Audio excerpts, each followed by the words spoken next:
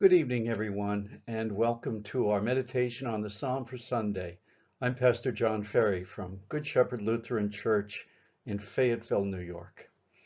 This week's psalm is a psalm that celebrates the bounty of nature. It's a wonderful psalm for summer. You know, the Hebrew Bible is very, very attuned to the environment. It doesn't necessarily address directly our environmental concerns, but it is very attuned to the environment, and there's a great deal of imagery throughout the Hebrew Bible that is relevant to the farmer's life and to the concerns of the farmer. And one of the great concerns of the farmer in the in ancient Israel was the coming of the rain. Israel had a two-season kind of year, something like Southern California, rainy season and dry season. And it was a wonderful and tremendous celebration when the rains arrived in the fall. So Psalm 65 reflects that.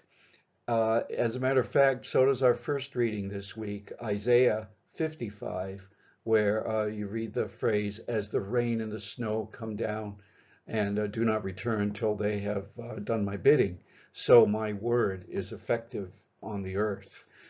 And then you have in the gospel the image of the farmer sowing the seed, sowing it on all kinds of ground, just casting it abundantly everywhere. And it grows best when it falls on good ground. And good ground, by definition, is watered ground. So let's take a look at Psalm 65 this week and see what it might have to say to us today. To you is owed prayer, O God in Zion. To you vows are paid, O hearer of prayer. To you all flesh comes with the burden of sin. When our transgressions are too strong for us, you forgive them. So here in this opening stanza is this recognition of the psalmist's basic relationship to God. We owe prayer to God, and God hears our prayer. We come to God as we are with the burden of sin. And when that burden is sometimes too strong for us, when we're struggling with our own weakness, when we're struggling with our own failures, we come to God for forgiveness, and we rely on God to forgive us. When our transgressions are too strong for us, you forgive them. Happy is the one you choose and draw near to you, who dwells in your courts, satisfied with the good things of your house, the holiness of your temple. You answer us rightly with awesome deeds, O God of our salvation. Here is a recognition that this psalm may have something to do with the pilgrimage to Jerusalem that all Israelite men, and I assume a lot of times with their families, but all Israelite men were required to make 3 times a year. And here is the notion that when you come to Jerusalem, it's a blessing to come into the temple and to enjoy its goodness and its holiness, and that perhaps the awesome deed that the psalm talks about is that just that safe arrival in Jerusalem. But for us, it asks us to think about what it means for us to dwell in the courts of the Lord. We can't visit the temple, but we can visit God's dwelling, if you want to put it that way, in prayer.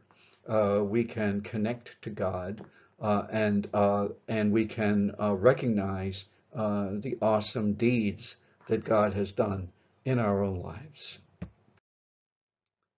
The one who is trusted to the ends of the earth and to the distant islands, the one who established mountains by his strength, girded with power, the one who stills the noise of the sea, the noise of the waves, the uproar of the peoples. So here is the identity of God in this psalm, that God's trustworthiness is not limited to Israel, trusted to the ends of the earth, to the distant islands. This is the God who created. This is the God who still has power over all of nature, over all of creation. God's creative power is a continuing presence. And every year it was once again displayed in the abundance that God um, showered on the people in the form of the coming rain, which meant bounty in the fields, food for the year, and survival. So the connection between survival and God's creative power is made very, very strongly here. And not only survival, but security. This is the one who stills the noise of the sea, but also calms the uproar of the peoples. This is the one, God is the one who brings peace and establishes security for the people. The inhabitants of distant parts revere your signs. From east to west, you make them ring out. You visit the earth and fill it to bursting. You greatly enrich it. The heavenly channel is full of water. You make the grain begin to grow. This is the key moment in the psalm where God's power to sustain creation is seen in a very practical way, and that is in restoring the fields and beginning the cycle of growing the crops. We have, of course, a much more sophisticated understanding both of our environment, the problems that are occurring in our climate and in our environment. We have a much more sophisticated understanding of the cycle of rain and evaporation and the growing of crops. But what this psalm is getting at is that all the good things in our lives originate with God. Unfortunately for us who live in sometimes very distant from the natural cycle, we don't get to perceive in such a direct way as farmers do, especially farmers who are close to the land. We don't get to perceive how dependent we are on God's goodness and making everything begin. And this is how God does it. By drenching the furrows and leveling the clods, with showers you soften the earth and bless its growth. You crown the year with your goodness. Your waterways drip with richness. Even the pastures in the wasteland drip, and the hills are robed with joy. The meadows are clothed with sheep, and the valleys are covered with wheat. They shout out and they sing. So here's when you've been waiting through a hot, dry summer for those first rains to come in the fall, they're accompanied by great rejoicing. So the rains come, the early rains come, the fields become moist enough to start to turn over, to plow, and the growth begins. So God is crowning the year with goodness, with God's waterways. The rain comes from somewhere. We know where it comes from in a scientific way. As far as they were concerned, it came from as God's gift from heaven.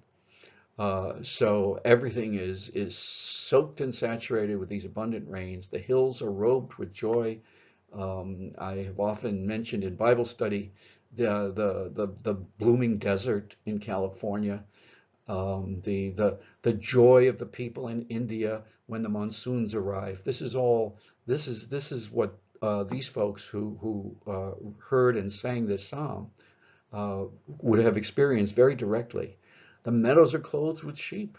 There are no flocks without grass, and there's no grass without rain. The valleys are covered with wheat. So everything is shouting out and singing, all of nature, especially all of agricultural nature, all of nature, all of the natural growth that is going to make life possible for the people, is shouting out and singing to God with gratitude. So this psalm is used at Thanksgiving time, as a matter of fact, to help us to remember to be grateful for the harvest, to be grateful for what God does for us. But it also reminds us of a couple of things. One is that um, we are responsible for maintaining conditions, or we're responsible for not destroying the natural cycle. Let's put it that way. This natural cycle that is a gift from God, we are responsible for not to destroy it, so that this cycle can continue and that people can be fed. Because after all, one of the fundamental ways we take care of each other is to make sure that we are fed. Lutherans have always been very big on feeding people in many different ways, and let's rededicate ourselves to that purpose and rededicate ourselves to making sure that we care for the world that God has made to be so good for us. That's it for this week. Thanks for being with me, and God bless. Take care, stay safe, take care of each other, and maybe we'll see you again.